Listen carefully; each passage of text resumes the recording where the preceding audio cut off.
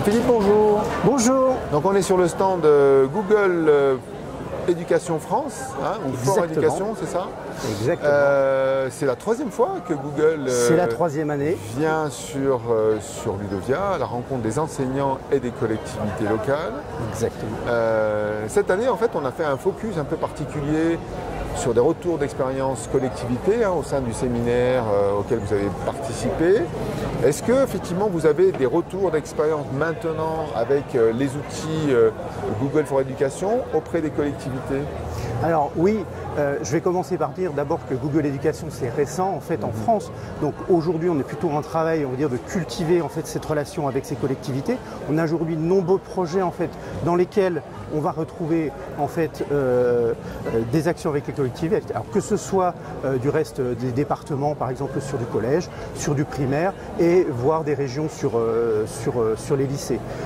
Ce qu'on a vu aujourd'hui, le message qu'on essaye de porter, c'est que Google c'est pas un spécialiste en soi de l'éducation, c'est un spécialiste de la technologie et que notre valeur ajoutée en fait c'est de proposer au monde de l'éducation des briques technologiques qui leur permettent en fait de travailler.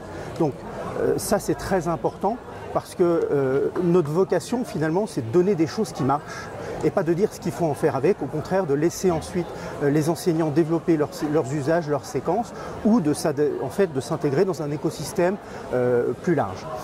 Dans le travail qu'on fait avec les collectivités, il y a une autre chose qui nous paraît extrêmement importante, c'est que toutes les questions en fait, qui sont liées au temps d'écran sont extrêmement importantes dans la sphère politique et c'est des choses qui nous tiennent à cœur aussi de prendre en compte. Alors pourquoi je parle de ça? Simplement parce que l'objectif qu'on a en fait, c'est de militer pour un numérique raisonné, c'est-à-dire un numérique qui permet de créer de la valeur mais qui n'expose pas l'élève à du temps d'écran quand ce n'est pas nécessaire.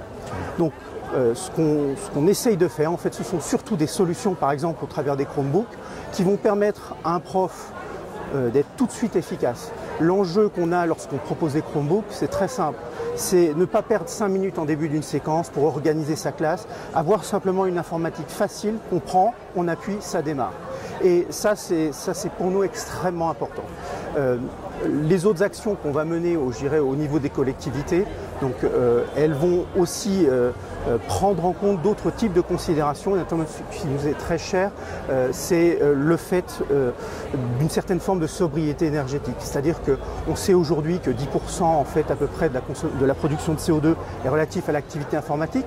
Alors, bien évidemment, il en faut parce qu'elle génère de la valeur et des usages. Et par contre, ce qu'on souhaite faire, c'est militer quand même dans ces directions-là, au travers de différentes propositions. La proposition Chromebook qu'on présente, qui est globalement un OS extrêmement optimisé, frugal, ça veut dire quoi? Ça veut dire qu'on va avoir une machine qui va permettre d'avoir beaucoup d'usages en consommant moins de ressources, que ce soit par exemple en termes d'électricité, ça peut se voir simplement par des durées de batterie qui vont être plus longues, mais également aussi dans une autre dimension au travers de Chrome OS Flex, qui est une solution qui va permettre de proposer les valeurs et le modèle en fait, qu'on propose au travers de Chrome OS sur du matériel de type Windows ou Mac. L'enjeu, c'est très simple, c'est réutiliser ce matériel. Le meilleur ordinateur, c'est celui qu'on ne rachète pas, c'est celui qui existe déjà, et de prolonger ainsi la durée de vie en fait, qu'on peut avoir. Donc ça, c'est deux thématiques, on va dire, qui sont importantes aujourd'hui sur les collectivités. Et on rappelle, pour les gens qui n'avaient pas compris, que Google ne fabrique pas de machines, donc c'est des partenaires qui les fabriquent avec le système Android et Chromebook.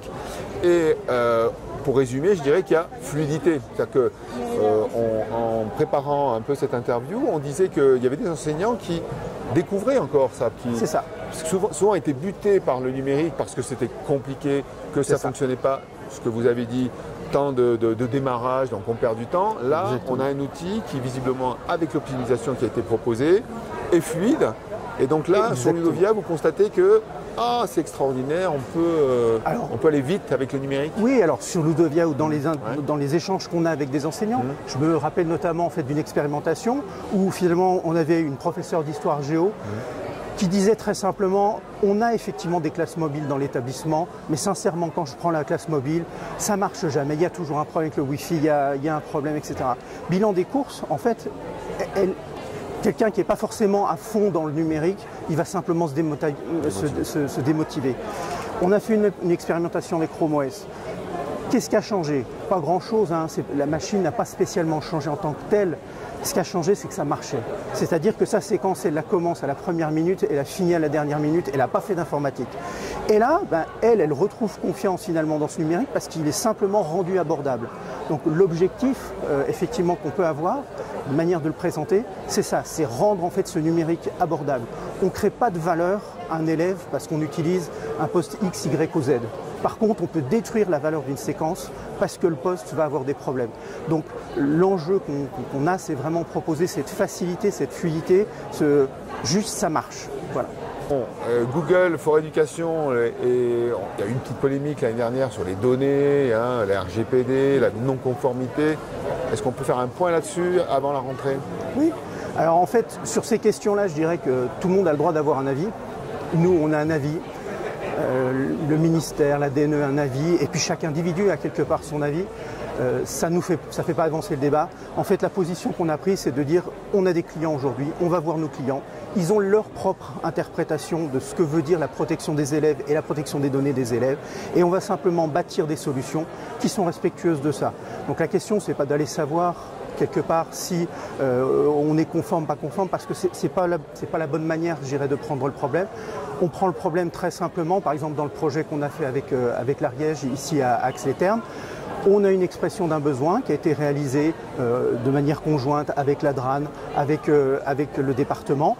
C'était notre feuille de départ. On a mis en place une solution. Il s'est avéré, par exemple, que la solution initiale qu'on a mis en place, qui était parfaitement, je dirais, dans les clous et correspondait aux attentes en termes de protection des données. Au cahier des charges. Le cahier des charges. En fait, elle était un tout petit peu pénalisante parce qu'il y avait tellement peu de données que finalement, ça pénalisait les usages. Il a été nécessaire de changer finalement la position du curseur. Ce n'est pas nous qui l'avons fait, hein, finalement. C'est un dialogue qui a été fait en fait entre les parties prenantes. Et à partir de là, nous, on accompagne ça.